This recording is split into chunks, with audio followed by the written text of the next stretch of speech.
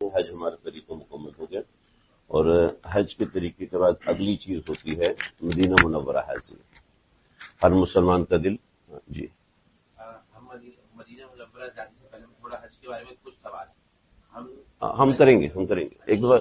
جو ابھی تک ہم نے پروسیس سمجھا ہے اس میں ہم نے افضل پوائنٹس ہے، جیسے طواف زیارت فرسٹ ڈے افضل ہے، لیکن ہم اس کو بائی پاس کر کے سیکنڈ ڈے پہ ہم جی تو میں صرف وہی پوائنٹس ہائی لائٹ ہو جائے جو ہم لوگ افضلیت ہے لیکن ہم کو بائی پاس کر رہے ہیں، ہم سیکنڈ ڈے پہ جا رہے ہیں یا اس کو اس دن نہیں کر رہے، تاکہ جو لوگ فرسٹ ڈے افضلیت پیچھے افضل بھائی کے پیچھے جانا چاہ رہے وہ اپنا پلان اس طرح کر لے۔ جی ایک ہی چیز ہے، بہت اچھا سوال کیا کہ کچھ چیزیں افضل ہیں وہ ہم چھوڑتے ہیں آسانی کی وجہ سے، اس لیے کہ وہاں پر بھی نبی علیہ الصلوۃ والسلام نے تعلیم فرمائی ہے، تو اس وجہ سے ہم اس افضل چیز کو چھوڑتے ہیں۔ اس میں پہلی چیز ہے طواف زیارت۔ طواف زیارت 10 تاریخ کو ہے، آپ 10 تاریخ کو کریں، کوئی منع نہیں ہے، اور جس کا جی چاہتا ہے فوراً جائے، احرام کی حالت میں ہی جائے، جا کے طواف زیارت کریں۔ مگر میں نے جو مشورہ دیا، میں نے مسئلہ یہ نہیں کہا کہ آپ دوسرے دن ہی کریں، میں نے مشورہ دیا کہ آپ 11 کو کریں۔ اس کی وجہ یہ ہے کہ طواف زیارت میں جو کیفیت حاصل کرنی ہوتی ہے، ہم لوگ بڑے کمزور لوگ ہیں، تھکے ہوئے ہوتے ہیں، ٹانگوں میں درد ہو رہا ہوتا ہے، فیملی ساتھ ہوتی ہے، تو اس وجہ سے پریشانی ہوتی ہے۔ اس پریشانی کی وجہ سے میں نے کہا 11 کو کریں، بٹ میں نے ساتھ بتایا کہ 10 تاریخ کو کرنا افضل ہے، جو کرنا چاہے وہ کرے۔ ایک طرف بعض لوگ طواف کے لیے رات کو گئے تھے، وہ فجر کی نماز میں نہیں آ سکے، تو آپ چند منٹ کے لیے جو مختصر پریشان کر دیجیے، وہ میں ہر چیز سب چیز بتاؤں گا۔ ابھی میں جو مین جس کام کے لیے بیٹھوں گا پہلے وہ کر لوں، پھر وہ رہ جائے گا، کیونکہ یہ بہت اہم چیز ہے، بہت اہم چیز ہے۔ جو ساتھی رہ گئے ان کے لیے میں ہر وقت اویلیبل ہوں، جب چاہیں جو چاہیں پوچھ سکتے ہیں، سمجھ سکتے ہیں، انشاءاللہ ہر چیز سمجھاؤں گا۔ یہ پہلی چیز جو آپ نے سوال کیا تھا وہ میں ساتھ بتا دوں، پھر انشاءاللہ جو اس کا ریکیپ ہم تھوڑا سا کریں گے۔ پہلی چیز ہے طواف زیارت، دوسری چیز ہے قیام منی۔ منی کا قیام افضل ہے کہ پوری رات منی میں کیا جائے، لیکن آپ کا کوئی عذر ہے تو اس صورت میں آپ کے پاس رخصت ہے، وہ رخصت میں نے بتائی۔ ریکمینڈ یہی ہے کہ آپ پوری رات منی میں گزاریں، مگر طواف زیارت، طواف وداع اس وجہ سے عام طور پر ایک رات متاثر ہو جاتی ہے۔ جب بھی میں نے دیکھا، جہاں بھی دیکھا، ایک رات بعض دفعہ متاثر ہو جاتی ہے۔ جو میں نے مینجمنٹ لیول پہ چیز بتائی ہے، کبھی 10% لوگ اس کے مطابق چلتے ہیں، کبھی 20% اس کے مطابق چلتے ہیں، کبھی 30% چلتے ہیں، لیکن 100% عام طور پہ نہیں ہو پاتا، تو ایک رات متاثر ہو جاتی ہے، تو اس سے گھبرانے کی بات نہیں۔ سب سے افضل یہ ہے کہ پوری رات آپ کے منی میں گزرے، یہ چیز میں نے آپ کو بتائی۔ تیسری چیز مزدلفہ کی رات۔ مزدلفہ کی رات میں افضل ہے کہ آپ پوری رات آسمان تلے گزاریں، لیکن اگر کسی کا عذر ہے تو وہ بس کے اندر بھی رک سکتا ہے، تھوڑی دیر کے لیے باہر جائے اور بس کے اندر بیٹھ جائے، تو باہر جا کے کھلے آسمان تلے بیٹھے، اور اس کے بعد اپنے بس کے اندر بھی آ کے بیٹھ سکتا ہے، اگر یہ ہماری بس والوں نے ہمیں الاؤڈ کیا تو یہ 3 باتیں تھیں جو میں نے اس کی حساب سے بتائی۔ اس میں صرف ایک چیز ہے کہ طواف زیارت افضل ہے 10 تاریخ کو، اور آپ کو بہت سے لوگ کہہ رہے ہوں گے ہم نے 10 کو کیا، ہمیں تو کوئی مسئلہ ہی نہیں ہوا، تو ٹھیک ہے، کوئی ایسا پاورفل ہوتا ہے، کوئی ایسا ماشاءاللہ اس کا ایمبیشن ایسا ہوتا ہے کہ وہ کر سکتا ہے۔ اچھا، جو میں آج بیٹھا ہوں، آج ہماری جو اہم چیز ہے، جو حضرت نے بھی فرمایا کہ ہم تھوڑا سا ریکیپ کریں گے، تو وہ بھی میں کروں گا انشاءاللہ۔ اگر آپ لوگوں کے پاس وقت ہوا تو میں تو بیٹھ جاؤں گا مغرب تک، مجھے کوئی مسئلہ نہیں، اور سننے والے کو تھوڑا سا مشکل ہوتا ہے، بولنے والے کے لیے کوئی پرابلم نہیں ہوتی۔ ہم جائیں گے حج کے بعد انشاءاللہ روضہ رسول صلی اللہ علیہ وسلم، اور اس لیے جائیں گے کہ نبی علیہ الصلوۃ والسلام نے فرمایا کہ جو حرم شریف آئے اور وہ میرے پاس نہ آئے تو اس نے بڑی بے وفائی کی۔ اگر کوئی 3 دن کے لیے بھی عمرے کے لیے آ رہا ہے تو اس کو چاہیے کہ 2 دن حرم میں لگائے تو 1 دن مدینہ ضرور ہو گیا ہے، یہ صلاۃ والسلام وہ ضرور پیش کرے۔ تو جو یہاں ہل کے رہنے والے ہیں حدود حرم، ان کا تو مسئلہ نہیں ہے کیونکہ وہ رہتے ہی حرم میں، لیکن جو باہر سے لوگ آتے ہیں ان کے لیے معاملہ ہے۔ اچھا، جب میں پہلی مرتبہ، دوسری مرتبہ، تیسری مرتبہ روزہ رسول صلی اللہ علیہ وسلم پہ حاضر ہوا تو میں نے نا وہ جو روزے کا جو ایک جگہ بنی، مواجہ شریف بنا ہوا ہے، اس کو مواجہ کہتے ہیں عربی کے اندر، مواجہ وجہت سے ہے، آپ کا چہرہ انور اس کے سامنے ہے تو اس وجہ سے اس کو مواجہہ کہتے ہیں، ورنہ وہاں پر سوراخ بنے ہوئے ہیں عام زبان میں کہیں تو وہ 7 سوراخ بنے ہوئے ہیں روز رسول صلی اللہ علیہ وسلم پہ. کتنے جی؟ 7. اور 7 کے اندر میں نے بڑی تفصیل سے جھانکا، مجھے قبر نظر نہیں آئی، قبر اطہر صلی اللہ علیہ وسلم نظر نہیں آئی. میں بہت پریشان ہوں، یہ کیا ہے؟ ہم تو یہ سمجھتے تھے وہ سمجھتے تھے اور یہ کیا چیز ہے؟ خبر ہے ہی نہیں سامنے. تو میں بہت پریشان ہوا. پھر میں نے کہا صرف حرم کو نہیں پڑھنا بلکہ مدینے کو بھی پڑھنا ہے. چنانچہ جتنا میں نے حرم کو پڑھا اس سے 6-7 گنا زیادہ میں نے مدینے کو پڑھا. اور مدینہ شریف تو مدینہ شریف ہے، مدینہ عاشقوں کا گھر ہے بھائی، ٹھیک ہے. اور شاق کا وہاں بڑا دل لگتا ہے اور بڑا عجیب ایک مدینہ منورہ. یہاں پر نا جمال ہے اور جلال ہے. ہر کوئی بندہ اسٹرکٹ ہے اور ہر کوئی بندہ سخت ہے. یہاں پر پولیس والے بھی دیکھیں گے آپ دن کھڑے ہوں گے، وہ دیکھ رہے ہوں گے، ٹھیک ہے. پولیس والوں کو بھی غصہ آیا ہوتا ہے، انتظامیہ والے شو رو نکلو. اگر اس نے آپ کو کہہ دیا یہاں سے نہیں جا سکتے تو آپ جو مرضی کر لیں آپ نہیں جا سکتے. یہاں پہ ہے جلال، سختی، اور مدینہ میں ہے جمال، نرمی ہوگی، بڑی نرمی. یہاں پہلے آتے تھے نا تو ہر چوتھا بندہ آتا تھا، بھائی میرا پرس گر گیا، پیسے نہیں ہیں، کچھ دے دو. تو آپ بھی کہتے تھے. وہ ایسا ہوا، میں ایک ساتھی، میں مسجد نبوی میں بیٹھا ہوا تھا، جمعے کا دن مجھے چھت پہ جگہ ملی. تو ایک صاحب ملے، عربی تھے، مجھے کہنے لگے کہ میں وہاں سے آیا ہوں، اس علاقے کا رہنے والا. آپ کہاں سے؟ میں نے کہا پاکستان سے. تو اس نے جناب اردو بولنا شروع کر دی، مگر وہ اردو تو پھر عربوں والی اردو کیسے ہوگی؟ تو وہ بول رہا تھا، لگ رہا تھا واقعی عرب ہے. پھر آدھے گھنٹے بعد اس نے مجھ سے بڑی وہ کہا پاکستان میں یہ، پاکستان میں وہ، یہ وہ کرتے کرتے کرتے آدھے گھنٹے بعد اس نے موبائل نکالا، تصویر دکھائی، یہ دیکھو میری والدہ بیمار ہے، مجھے پیسے چاہیے. میری ساری دلچسپی ایک سائڈ، میں تو بھگت چکا تھا، پیسے لگا بھی چکا تھا کافی. تو میں نے کہا بھائی سوری، معذرت. ایسے فقیر بہت زیادہ ملیں گے آپ کو، مطلب خاص طور پہ مدینے میں. اس کے بعد جو مجھے گالیاں ملی ہیں عربی اردو مکس. تو یہاں پہ سختی ہے، یہاں پہ آپ کو عام طور پر فقیر نہیں ملے گا، وہاں پہ نرمی ہے تو وہاں فقیر بڑے ملیں گے. میرا پاسپورٹ گر گیا، آپ کو فون دیکھتے ہیں آسٹریلیا سے آئے ہو، وہ چہرہ دیکھ کے پہچان لیتے ہیں، وہ ماہر ہو چکے ہوتے ہیں. پاکستان سے اور پاکستانی سے آپ عام طور پہ نہیں مانگتے، ان کو پتہ یہ دے گا بھی تو 2 ریال دے گا اور گن کے دے گا 74 ضربے 2، اتنا 150 روپیہ. کیوں؟ دماغ خراب ہے اس کو دوں.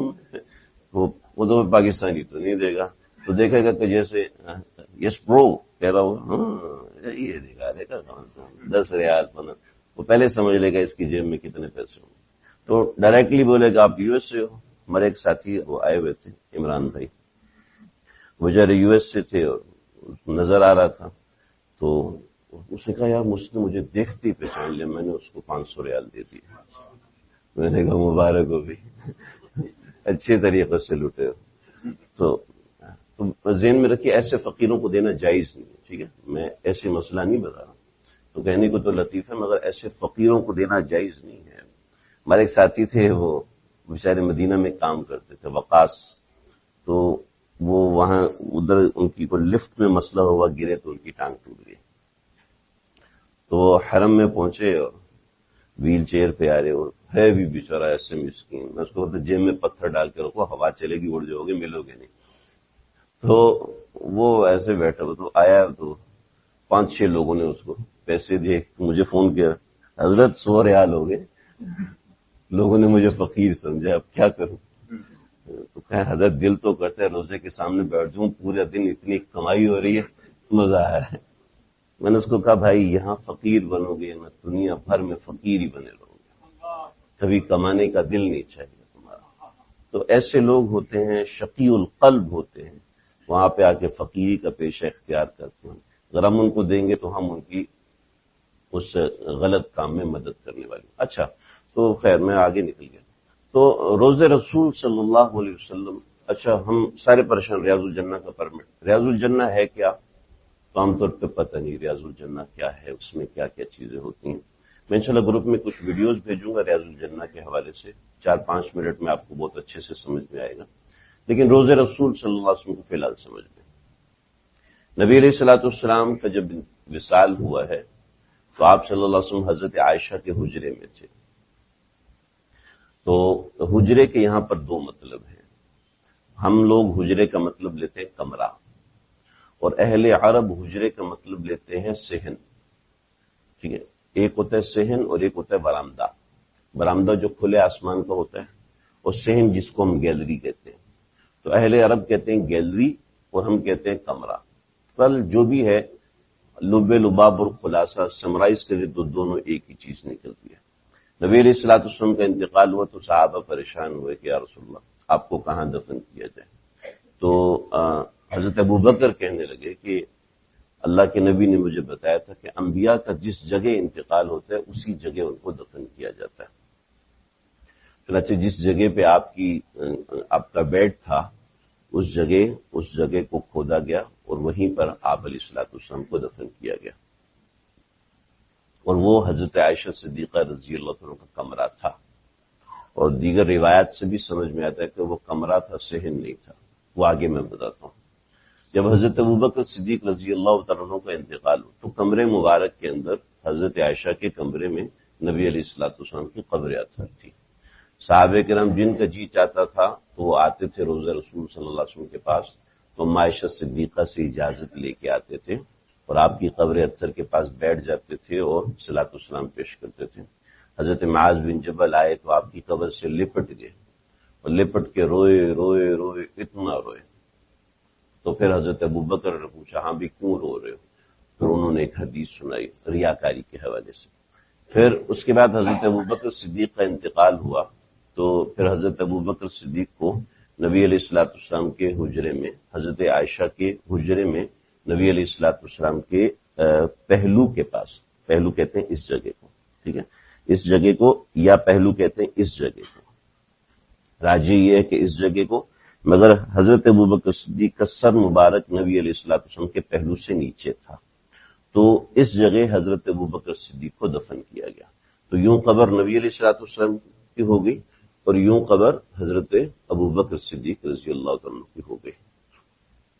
اس کی بنیادی وجہ ہے جو مواجہ میں باہر جو چیزیں ہیں اس سے بھی سمجھ میں آتا ہے کہ حضرت ابوبکر صدیق نبی علیہ الصلوۃ والسلام کے پہلو سے تھوڑا سا نیچے مدفون ہے. حضرت ابوبکر صدیق وہاں پر دفن ہوئے. اور اس کا بھی بڑا عجیب ایک کرامت کا واقعہ ہے. حضرت ابوبکر صدیق نے فرمایا تھا کہ بھئی مجھے لے کے چلے جانا، اور اگر دروازہ خود بخود کھل جائے تو سمجھ لینا میرا یہاں دفن ہونا ٹھیک ہے، ورنہ بقیع میں دفن کر دینا. تو حضرت ابوبکر کو پھر یہاں پر دفن کیا گیا نبی علیہ السلام کی قبر اطہر کے ساتھ. پھر اس کے بعد جب حضرت عمر رضی اللہ عنہ کا وصال ہونے والا تھا تو حضرت عمر نے کہا کہ جاؤ عائشہ صدیقہ سے پوچھو کہ مجھے یہاں دفن ہونے کی اجازت ہے. تو عائشہ نے کہا کہ میں نے یہ جگہ اپنے لیے رکھی تھی، لیکن میں یہاں پر حضرت عمر کو اپنی ذات سے ترجیح دیتی ہوں. چنانچہ حضرت عائشہ وہاں سے ہٹ گئیں اور حضرت عمر کو وہاں پہ دفن کر دیا گیا.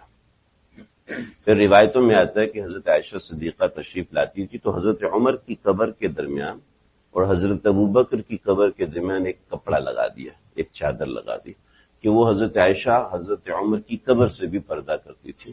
فرماتی تھی کہ عمر کی غیرت ایسی ہے کہ میں یہاں نہیں آ سکتی. چنانچہ حضرت عائشہ صدیقہ رضی اللہ عنہا آتی تھی، نبی علیہ الصلوۃ والسلام اور حضرت ابوبکر کے قدموں میں بیٹھتی تھی اور چلی جاتی تھی. تو آپ کو سمجھ میں آ گیا پہلا سٹیپ نبی علیہ الصلوۃ والسلام، اس کے پہلو سے تھوڑا سا نیچے حضرت ابوبکر اور اس کے پہلو میں حضرت عمر. یہ پہلو مطلب یہ تھوڑا بغل سے حضرت ابوبکر، حضرت عمر اس کے نیچے تھے. اور اس کے بعد حضرت عائشہ صدیقہ رضی اللہ عنہ کا وصال ہوا 60 ہجری کے بعد. تو آپ کا یہ حجرہ بالکل کنسیلڈ کر دیا گیا، بند کر دیا گیا. کوئی راستہ جو آنے کا دروازہ تھا وہ دروازہ بند کر دیا گیا.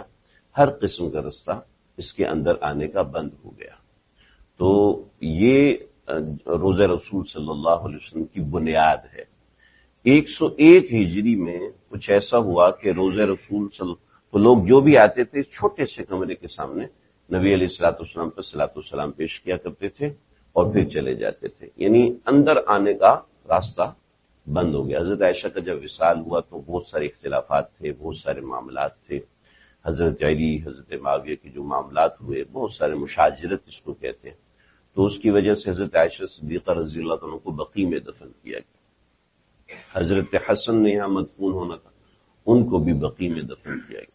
ایک قبر کی جگہ باقی ہے، آپ نے فرمایا تھا تمہارے بھائی عیسیٰ آئیں گے اور وہ میرے ساتھ دفن ہوں گے، تو جب سیدنا عیسیٰ آئیں گے تو اس وقت حجرہ رسول صلی اللہ علیہ وسلم کو کھولا جائے گا۔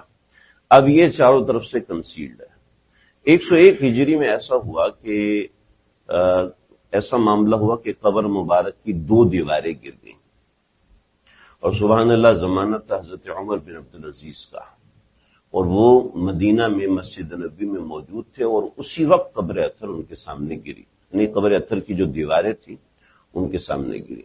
تو حضرت عمر بن عبدالعزیز نے ان قبر کی دیواروں کے اوپر چادر لگائی، اور پھر اپنے ایک مخصوص خادم کو جو سادات تھے جن کے تقوی ورع میں کسی درجے کا کوئی شک نہیں تھا، تو ان کو بلایا، تو انہوں نے جا کر جو ہے اس کی صفائی ستھرائی کی۔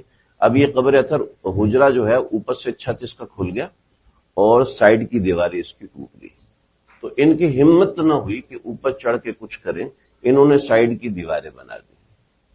تو جب سائڈ کی دیواریں بنائیں تو اب ہو سکتا ہے بقیہ 2 دیواریں بھی گر جائیں، تو پھر ان سائڈ کی دیواروں کو بنا کے 4 دیواری ایک اور بنا دی اور اوپر لکڑی کی چھت رکھ دی، اور لکڑی کی چھت کے اوپر ایک چھوٹا سا سوراخ بنایا۔ اس سوراخ کی تاریخ یہ ہے، سوراخ کی تاریخ سے تھوڑا سا پیچھے جاؤں، حضرت عمر رضی اللہ عنہ کے زمانے میں بارش نہیں ہو رہی تھی، بخاری کی روایت ہے، فتح الباری نے اس میں تفصیل لکھی، بارش نہیں ہو رہی تھی، بہت پریشانی ہوئی، اور صلاۃ الاستسقاء پڑی لیکن پھر بھی بارش نہیں ہوئی، تو حضرت عائشہ سے حضرت عمر نے پوچھا کہ اماں ہم کیا کریں؟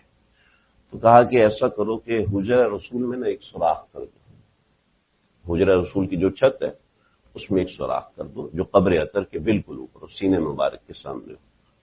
چنانچہ جیسے ہی سوراخ کیا گیا تو دھوپ قبر کے اوپر پڑی ہے تو فوراً بارش شروع ہو گئی، اور 1 ہفتہ مسلسل بارش ہوتی رہی۔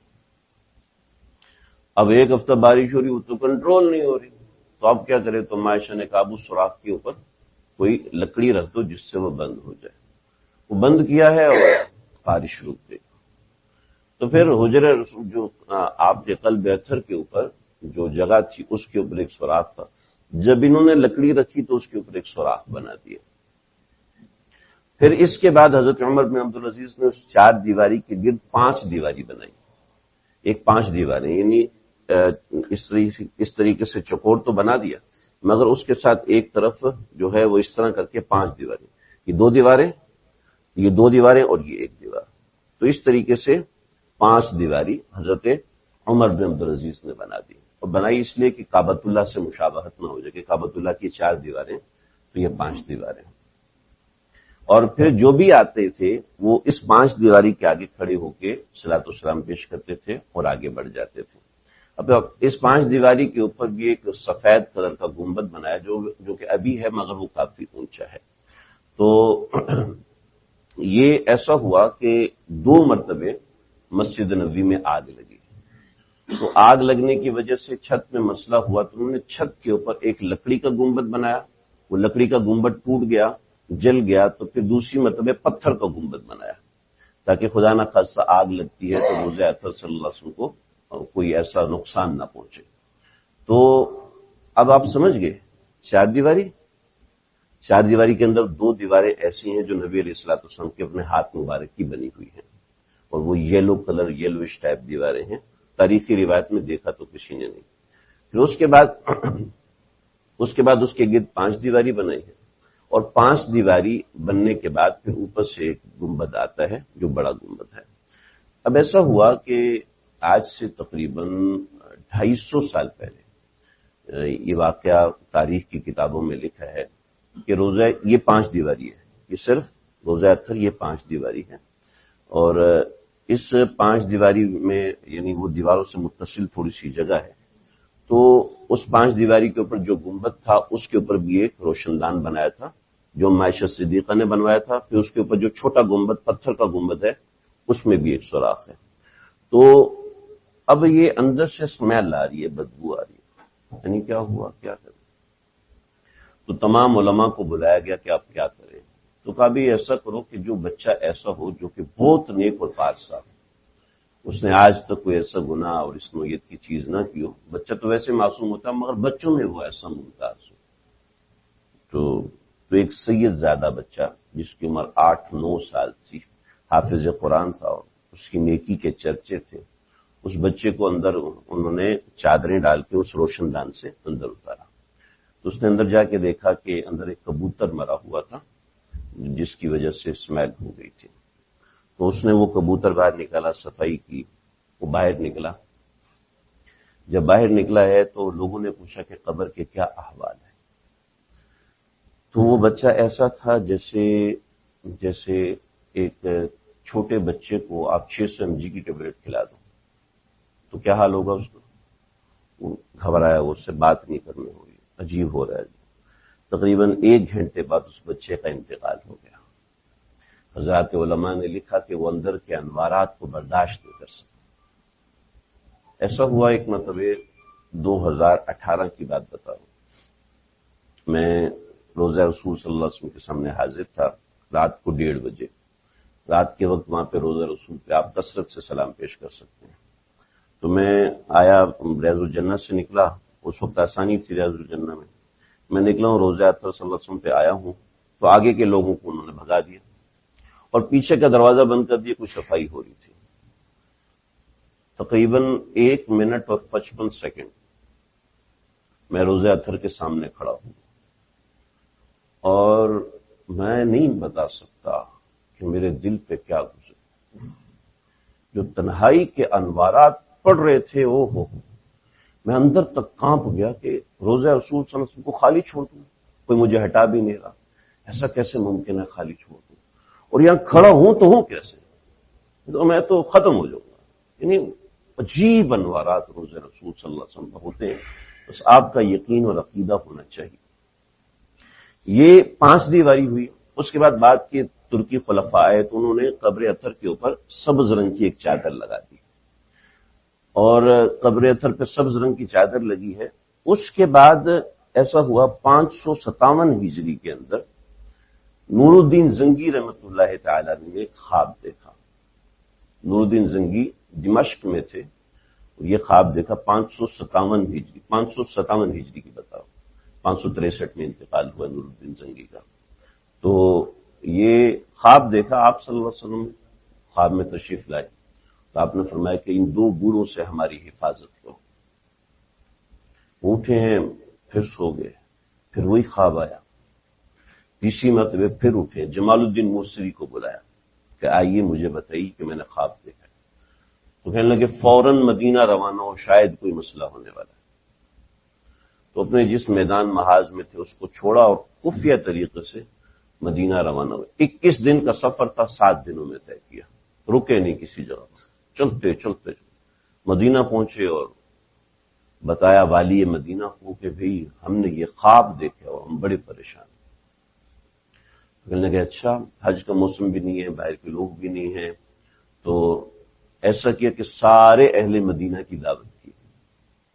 تو سب اہل مدینہ آئے اور دعوت کھائی اور نور الدین زنگی نے سب سے ملاقات کی اور ہدیہ دیا، مگر وہ کوئی بندہ ملا نہیں.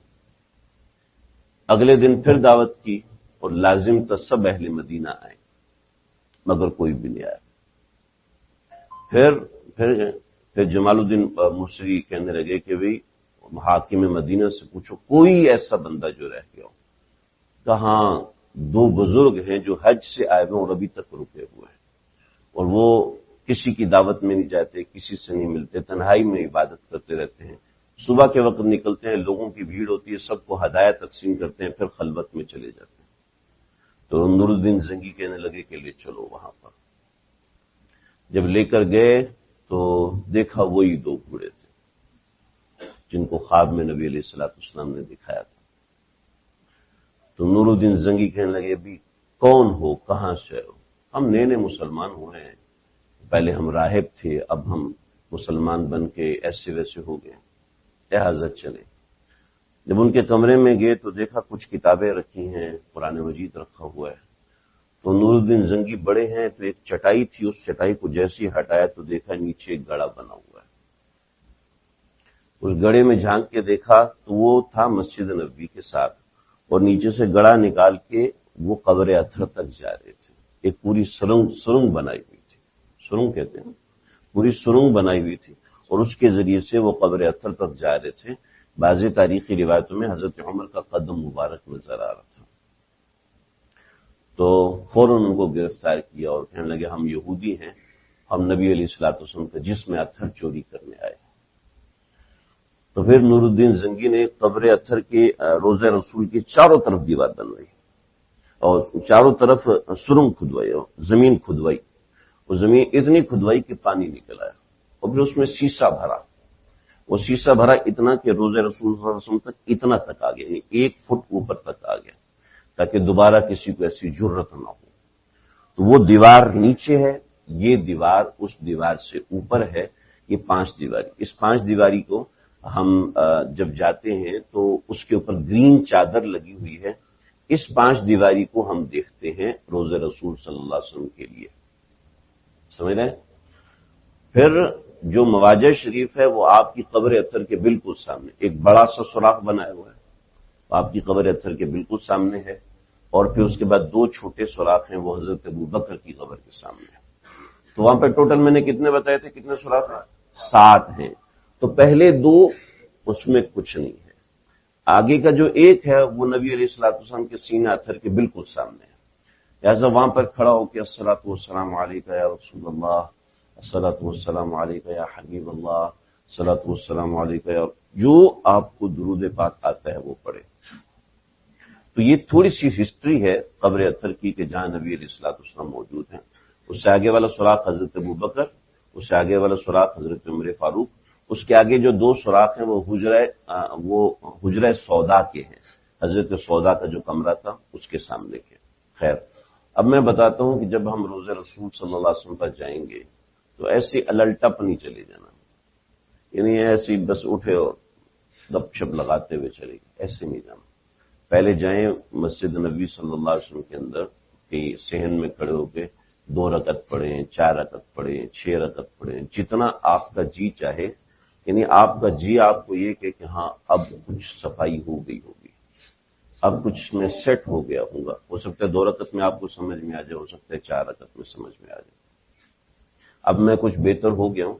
آپ کا جب دل مانے کہ ہاں اب مجھے اندر جانا چاہیے تو اس وقت دعا کریں، اللہ تعالیٰ سے معافی مانگیں، استغفار کی کثرت کریں، اور پھر چلتے ہوئے مسجد نبوی کے اندر آئیں اور سر جھکا کے آئیں، اپنے گناہوں کا استحضار کرتے ہوئے آئیں۔ یہ نہیں موبائل نکالا ہوا دیکھو اماں میں جا رہا ہوں روضہ رسول صلی اللہ علیہ وسلم، یہ جرت ہے، یہ بڑی جرت ہے، پتہ نہیں کیسے ہمت ہوتی ہے۔ نبی علیہ الصلوۃ والسلام نے فرمایا من زار قبری فقد زارنی، جو میری قبر پر آیا ہے نا، میری قبر پہ نہیں، وہ میرے پاس آیا۔ اہل سنت والجماعت، حنفی ہے، شافعی ہے، مالکی ہے، حنبلی ہے، سب کا عقیدہ متفقہ ہے کہ الانبیاء حیات فی قبورہم یصلون، انبیاء اپنی قبروں میں زندہ ہیں اور نماز بھی پڑھتے ہیں۔ تو ہم نبی علیہ الصلوۃ والسلام کے پاس جا رہے، آپ کی قبر پہ نہیں جا رہے۔ ذہن میں بات آئی؟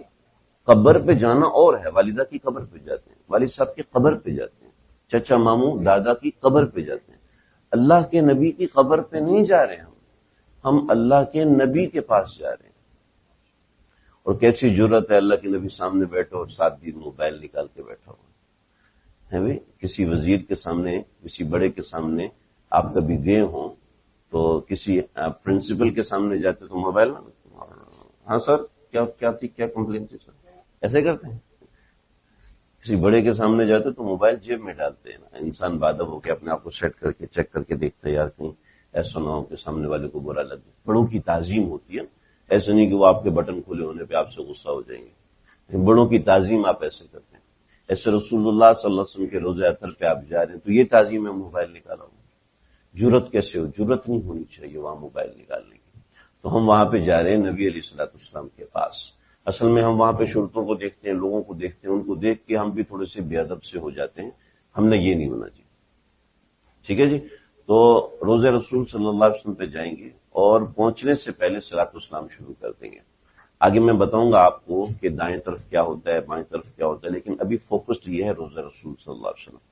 وہاں جائیں گے اور کوشش کریں صلاۃ والسلام علیکہ یا رسول اللہ، جب دائیں طرف آپ کے محراب ہو تو اس وقت آپ صلاۃ والسلام پڑھنا شروع کر دیں، اور ایک شاٹ میں آپ کم از کم 70 مرتبہ صلاۃ والسلام پڑھیں. صلاۃ والسلام 70 مرتبہ پڑھیں کم از کم. گننے کی ضرورت نہیں، اندازہ ہو جاتا ہے آدمی کو، کم ہو زیادہ ہو.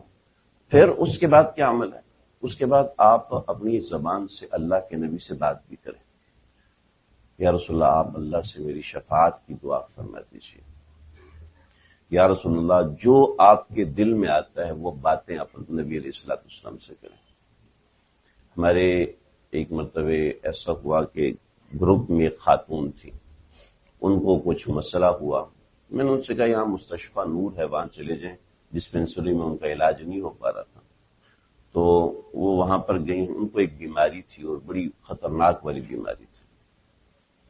تو یہ وہاں پہ گئی مستشفیٰ نور پہ، اور وہاں جو ڈاکٹر تھی وہ ویسی پاکستان سے چڑی ہوئی تھی.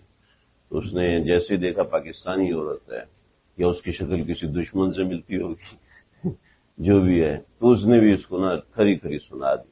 دونوں یہ پاکستانی ہو، تم یہاں پہ آ کے بیمار ہو جاتے ہو، ہمارے سر پہ پڑ جاتے ہو.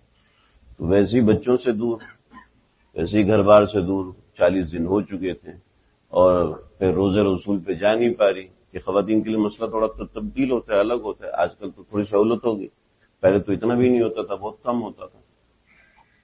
تو مجھے آئی کہنے لگی کہ حضرت صاحب یہ دیکھو انہوں نے یہ کر دیا وہ کر دیا. میں نے کہا مجھے کیا کہتی ہو؟ جو اللہ کے نبی کو شکایت لگاؤ. آپ یقین کرنا وہ مسئلہ جو ان کا پچھلے 25-26 دن سے چل رہا تھا، روزہ رسول پر آئی ہیں اور یعنی گنبد خضرا کے سامنے آ کے بیٹھ گئی اور روئی ایسا دل دکھا ہوا تھا. اور جب دل دکھ جائے تو پھر بندے کو کوئی روک نہیں سکتا، بندہ ہائپر ٹینشن میں آ جاتا ہے. دل دکھا ہوا ہے، رو برا حال کر دیا. اور آپ یقین کریں اسی دوران انہوں نے کہا شاید میری بیماری اندر سے سلب ہو گئی. یقین کریں اگر میں نے خود نہ دیکھا ہو میں آپ کو کبھی نہ یہ واقعہ سناتا. یہ خود میرا آنکھوں دیکھا واقعہ ہے، خود آنکھوں دیکھا واقعہ ہے کہ ان کی بیماری جیسے اندر سے ختم ہو گئی، اور ایسی ختم ہوئی کہ 5-6 سال دوبارہ بیماری نظر ہی نہیں آئی. یہ میڈیکل ٹرمینالوجی میں ممکن ہی نہیں. اور وہ جو ان سے یہ ہوا، میں نے کہا جو اللہ کے نبی کو شکایت لگاؤ. اور وہ جو شکایت لگائی ہے اس کے بعد جو ان کا راستہ کھلا ہے، میں چونکہ وہ بیماری کا نام نہیں لے سکتا، سب تفصیل سے نہیں بتا سکتا، تو اس لیے بس اوپر سے بتا رہا ہوں کہ آپ یقین کریں اس کا مسئلہ ایسے حل ہو. آپ کا کوئی مسئلہ ہے جائیں اللہ کے نبی کو بتائیں. ہمارے ایک تعلق والے مدینہ شریف میں رہتے، میاں بیوی میں جھگڑا ہو گیا، لڑائی ہو گئی.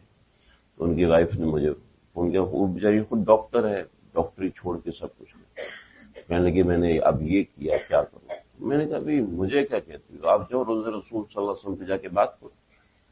سسر اور ساس اور انہوں نے کچھ ایسے مسئلے کیے، بات طلاق تک پہنچ گئی. اب یقین کرے وہ آئی ہیں روزہ رسول، یعنی روزہ رسول کا مطلب خواتین تو اندر نہیں جا سکتی، تو گنبد خضرا کے سامنے آئی.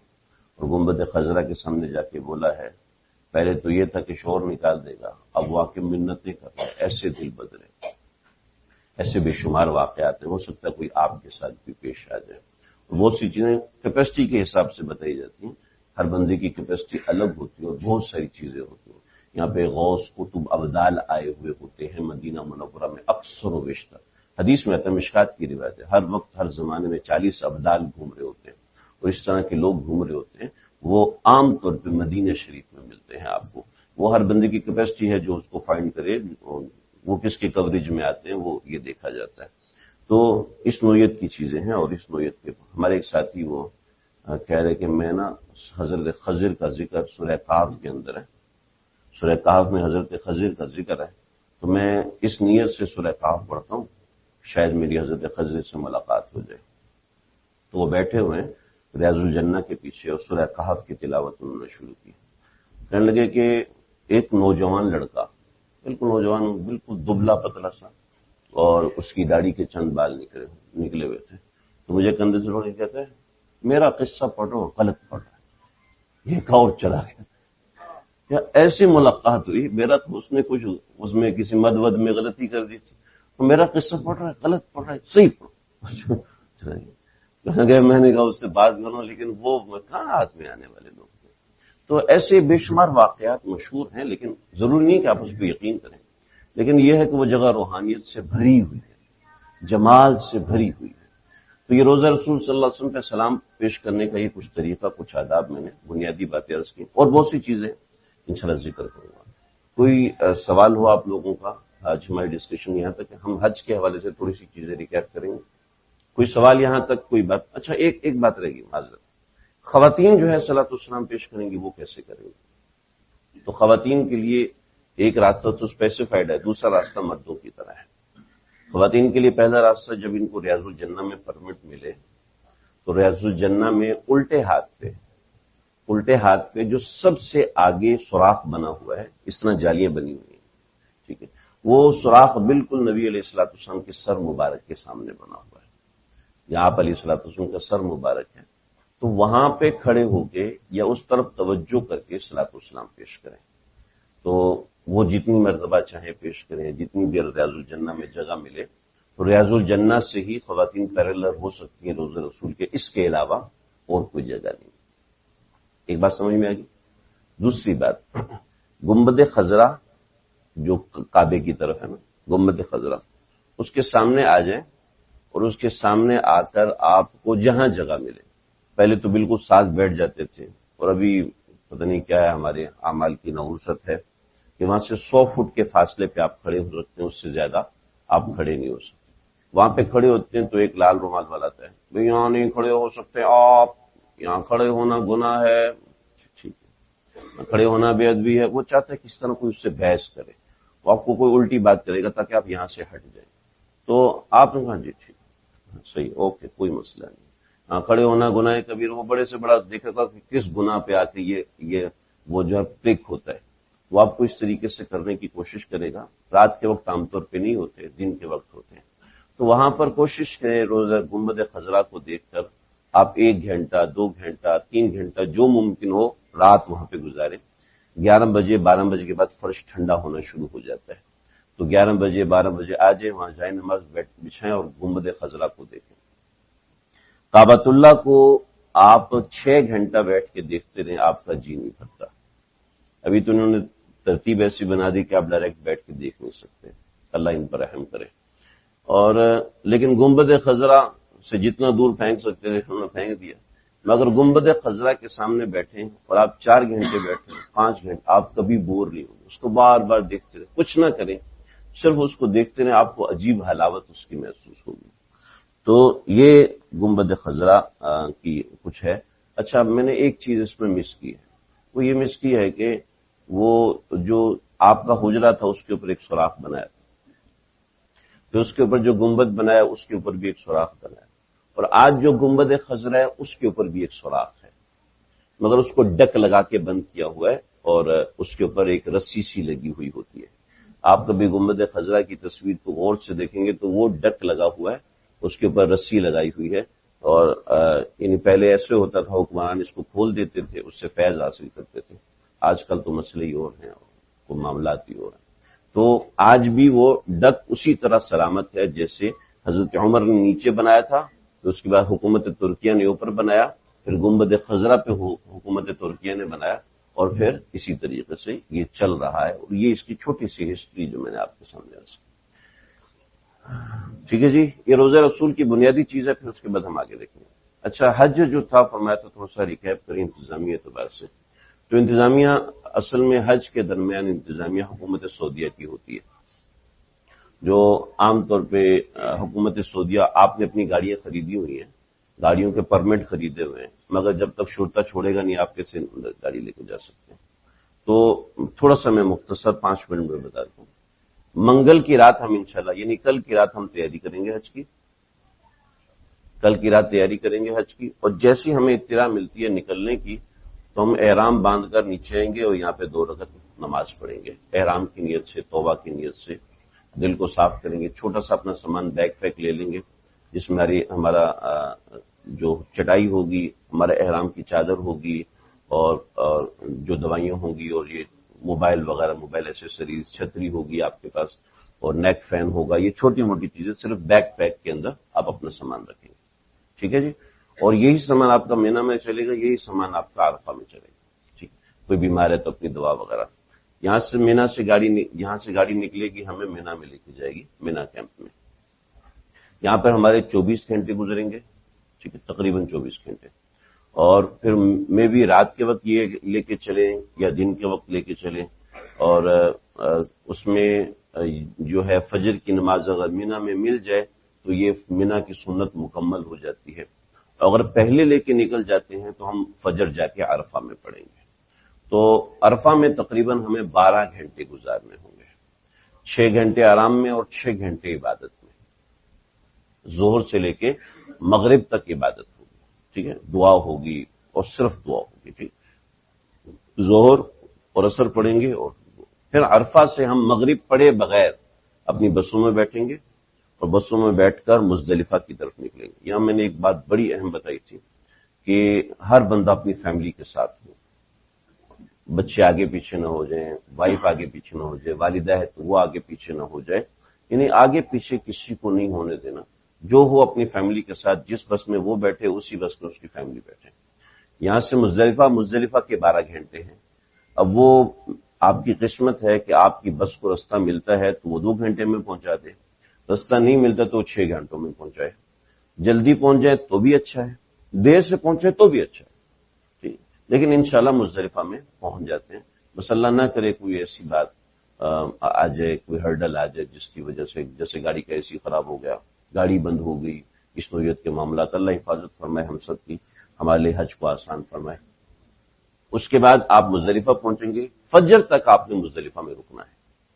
میں نے عامر بھائی اور افضال بھائی سے بھی بات کی تھی. میں نے کہا کوشش اگر ایسی ہو جائے ہمارے لیے کہ جو سب سے آگے رکے ہوئے، کیونکہ 5-6 بسیں ہوں گی، تو جو بس سب سے آگے رکی ہوئی ہے ہم لوگ اس کی لوکیشن پہ پہنچ جائیں. جو حضرات بس پہ آنا چاہتے ہیں واپس، اور ظاہر بات ہے وہ بس سے آئیں، وہ اپنی بسوں میں بیٹھے رہیں. مگر جو لوگ پیدل چلنا چاہتے ہیں اور پیدل چلیں گے، اور ہم انشاءاللہ اس سے آگے پیدل چلیں گے، تو وہ کوشش کریں جو ہمارا گروپ سب سے آگے ہوگا اس گروپ کے پاس پہنچ جائیں، اور وہاں ہم مل کے فجر کی نماز ادا کریں. اور فجر کی نماز ادا کر کے ہم دعا کریں، کوشش کریں کہ ہم سب اکٹھے ہو جائیں تو اکٹھی دعا کریں گے، ورنہ انفرادی دعا کریں گے. ایک دعا کریں گے، فجر کی نماز پڑھ کے 20-25 منٹ وہاں پہ اسٹے کریں گے اور بسم اللہ کر کے مینا کی طرف نکل جائیں گے. ہم میں بھی مینا سے 1 کلومیٹر پیچھے ہوں، 1.5 کلومیٹر پیچھے ہوں، کوئی پتہ نہیں ہے. تو ہم اتنا پیچھے ہوں گے، چلتے چلتے مینا تک پہنچ جائیں گے. طلوع آفتاب امید ہے اس وقت تک ہو جائے گا. میں بھی ہم 6 بجے، پونے 6 بجے یا 6:15 بجے تک مینا کے کنارے پہ پہنچ جائیں گے، اور پھر مینا میں داخل ہو جائیں گے. مینا سے جمرات 6 کلومیٹر ہے. ٹھیک ہے، مینا سے جمرات کتنا؟ 6 کلومیٹر. آپ میکسیمم 1 گھنٹے میں کور کر لیں گے. گروپ کی صورت میں چلیں گے تو 1 گھنٹہ، سوا گھنٹہ، اور اکیلا چلے گا تو پون گھنٹہ، آدھا گھنٹہ اس میں کور کر لے گا. تو ہم کوشش کریں گے ہمارے گروپ کے جو وہ بینرز بنے ہوئے ہوتے ہیں وہ آگے ہوں گے اور اس کو ہم فالو کرتے ہوئے چلے جائیں گے انشاءاللہ. جمرات کو پہنچ کے جمرات کی رمی کریں گے. ہمیں نیچے والا فلور ملتا ہے، اوپر والا فلور ملتا ہے، یہ اللہ کی مرضی ہے. دعا کریں اوپر والا فلور مل جائے، یہ سب سے اچھا ہوتا ہے. تو اس میں رش کم ہوتا ہے، نیچے والے فلور پر رش زیادہ ہوتا ہے. یہاں پہنچ کے رمی کریں گے. رمی کا طریقہ انشاءاللہ میں سمجھا دوں گا، پھر سمجھا دوں گا ہم نے کیسے کرنی ہے رمی. رمی کرنے کے بعد ہم جس کو ہم نے قربانی کے پیسے جمع کرائے ہیں اس کو فون کریں گے کہ بھئی ہم نے آپ کو اس نمبر سے پیسے جمع کرائے تھے، ہم نے رمی کر لیا، ہماری قربانی کر دیں. وہ آپ کی قربانی میں لگ جائیں گے. آپ وہاں سے چلیں گے اور اپنے ہوٹل پہنچ جائیں گے. وہاں سے چلیں گے قبری خالد، سامنے جو پہلا پل ہے اس کے اوپر آئیں گے، اور اس پل پہ چڑھ کے ہم سرنگ سے پار نکل جائیں گے. وہاں پہ کوئی گاڑی نہیں چل رہی ہوتی، ہر بندے کو W11 پہ جانا ہوتا ہے. W11 یہ ہے، ہر بندے کو پیدل چلنا ہوتا ہے. تو وہاں پہنچ کے قبری خالد، اور قبری خالد سے رائٹ ہینڈ ٹرن لیں گے تو 1 کلومیٹر بعد ہمارا ہوٹل آ جاتا ہے. تو ہم اپنے ہوٹل میں آ جائیں گے, اپنی قربانی کا انتظار کریں گے. قربانی کی جیسی اطلاع ملتی ہے, آپ کو کنفرمیشن ہو جاتی ہے کہ آپ کی قربانی ہوگی, تو آپ سر منڈوائیں اور سر منڈوا کر آپ احرام کی حالت سے باہر آ جائیں اور شام تک انتظار کریں, یا آپ کی ہمت ہے تو جائیں طواف زیارت کریں. اگلی شام جو ہے وہ ہم مینا میں قیام کریں گے. ہوٹل سے نکلیں گے رات کو اور مینا میں آ کے رک جائیں گے. رات مینا میں گزاریں گے, صبح طواف زیارت کے لیے چلے جائیں گے, یا جیسے فیوریبل ہو, پہلے طواف زیارت کر لیے تو ٹھیک ہے, ورنہ صبح طواف زیارت کے لیے چلے جائیں گے. طواف زیارت کر کے ظہر کے بعد ہم تینوں جمرات کی رمی کریں گے. یعنی ظہر کے بعد تینوں جمرات کی رمی ہے. طواف زیارت کے لیے چلے گئے تو آپ ہو سکتا ہے ظہر میں پہنچیں, آپ ہو سکتا ہے عصر میں پہنچیں, آپ ہو سکتا ہے مغرب میں پہنچیں. بہتر ہے مغرب سے پہلے رمی کر لیں, ورنہ پوری رات آپ کے پاس ہے, جب چاہیں آپ رمی کریں. ٹھیک ہے, تینوں جمروں کی رمی, پھر رات مینا کا قیام, پھر اگلے دن تینوں جمروں کی رمی اور آپ واپس ہوٹل میں آ جائیں گے. آپ کا حج مکمل ہو جائے گا. ٹھیک ہے, آپ نے جب حلق کروایا تھا تو آپ کا احرام اتر گیا تھا 10 تاریخ کو, اور آپ سادہ کپڑوں میں آ گئے تھے, آپ نے شوز پہن لیے تھے, آپ چلنے کے لیے تیار ہو گئے تھے. آپ وہ پابندیاں ختم ہوگی. طواف زیارت کے بعد جو ایک آخری پابندی تھی کہ بیوی حلال نہیں ہوتی, طواف زیارت کے بعد بیوی بھی حلال ہو جائے گی. تمام پابندیاں آپ کی ختم ہو جائیں گی اور حج کے احکامات مکمل ہو جائیں گے. مدینہ جانے سے پہلے یا واپس سفر کرنے سے پہلے آپ جو ہے طواف وداع کریں گے. طواف وداع ضروری ہے. طواف زیارت کے ساتھ ایک اور عمل ہوتا ہے, حج کی سعی. تو وہ حج کی سعی کرنا بھی واجبات حج میں سے, لہذا طواف زیارت کرنے کے بعد حج کی سعی کے لیے جائیں گے اور اس میں حج کی سعی کی نیت کریں گے. تو یہ موٹی موٹی چیزیں ڈیٹیل میں نے بیان کیا ہوا ہے, اور ڈیٹیل میں نے گروپ میں میسج بھی کر دیا, لیکن ایسا یعنی ویڈیو آڈیو میں نے بھیجی ہے وہ گھنٹے کی ہیں. بٹ میں روزانہ, آج ہم نے مینا جانا ہے تو مینا ہم نے کیا کام کرنا ہے, وہ میں چھوٹی 2-3 منٹ کی آڈیوز کے اندر انشاءاللہ بھیج دوں گا, تو اس سے انشاءاللہ اور بھی چیزیں سمجھ میں آئیں گی. کوئی سوال کسی کا, کوئی کنفیوژن, کوئی بات؟ مصطفیٰ سے آپ نے کہا کہ 7 کلومیٹر ہے جمرات. جی. اچھا, اس میں سارے پیدل ہی جاتے ہیں؟ جی. تو اس میں کوئی گاڑی اس سائڈ سے نہیں جانا؟ نہیں, گاڑی جاتی ہے, مگر گاڑیاں آپ کو 1 بجے پہنچائیں گی, 2 بجے پہنچائیں گی. اتنا ویٹ کرنا, اگر کسی لوگ ویل چیئر پہ ہے تو ویل چیئر چلاتے ہوئے لے کے جاتے ہیں. جو بہت بڑی مجبوری ہے تو کیا وہ گاڑی میں بیٹھ کے 1 بجے پہنچے؟ ہاں, گاڑی میں بیٹھ کے 1 بجے پہنچ جائیں. یہ آپشن ہے. کسی کو چل نہیں سکتا, کوئی چل نہیں سکتا, مگر بس اتنی پھنسی ہوئی ہوتی ہے کہ اس کا انتظار کرنا بس میں بیٹھے بڑا مشکل ہو جاتا ہے. تو ریکمینڈ یہی ہے کہ پیدل جائیں, بہتر یہ ہے, ورنہ بس میں بیٹھے رہے, بس تو اس کی رسپانسبلٹی اس نے پہنچانا ہے. وہ یہاں ہوٹل میں پہنچاتا ہے, پھر یہاں سے بس میں بیٹھ کے دوبارہ رمی کرنے کے لیے جاتے ہیں. دوسرا, جب رات میں رمی سے آپ فارغ ہوتے ہیں اس کے بعد آپ رائٹ ٹرن کر کے ہوٹل کی طرف آتے ہیں. جی. تو وہاں پہ کتنا فاصلہ ہے اور اس میں آپشن ہے یا پیدل جانا؟ مینا میں کوئی گاڑی نہیں چلتی. آپ کو مینا کی رمی جب بھی کرنی ہے آپ کو پیدل کرنی پڑے گی. یہاں سے جو بس جاتی ہے سب سے زیادہ فیوریبل ہے. یہ بس لے کے جاتی ہے آپ کو مینا 2 پر, اور یہاں سے بھی آپ کو تقریباً 1 کلومیٹر چل کے واپس آنا پڑتا ہے, اور پھر یہ بس آپ کو واپس لے کے ادھر پہنچاتی ہے تقریباً 1 سے 2 کلومیٹر. جب ہم قبری خالد میں پہلے دن کی رمی کرتے ہیں, رمی کر کے اپنے ہوٹل میں آئیں گے کپڑے وغیرہ تبدیل کرنے کے لیے, تو وہاں سے تقریباً میکسیمم 3 کلومیٹر ہمارا ہوٹل ہے. یعنی وہاں سے آپ چلتے ہوئے آئیں گے 1.5 کلومیٹر, آدھا پونا کلومیٹر کی سرنگ ہے, اس سرنگ کے بعد 1 کلومیٹر ہمارا ہوٹل, 2.25 کلومیٹر یا 3 کلومیٹر آپ کو یہ چلنا پڑے گا. ٹوٹل 10 کلومیٹر چلنا ہوگا, بس صرف اتنا سا ہے.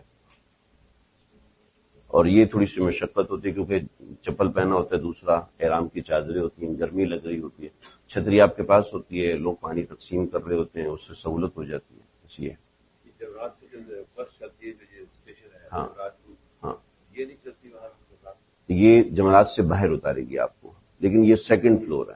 نیچے سے 2nd فلور جانے کا کوئی راستہ نہیں ہے.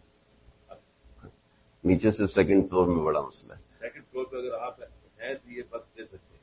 ہاں, 2nd فلور پہ ہیں تو بس لے سکتے ہیں, اور ہم 2nd فلور سے بس لیں گے انشاءاللہ, اکٹھے لیں گے, کوئی مسئلہ. وہ بس یہاں اتارے گی اسٹیشن 2. ہاں, اسٹیشن 2 پہ اترے.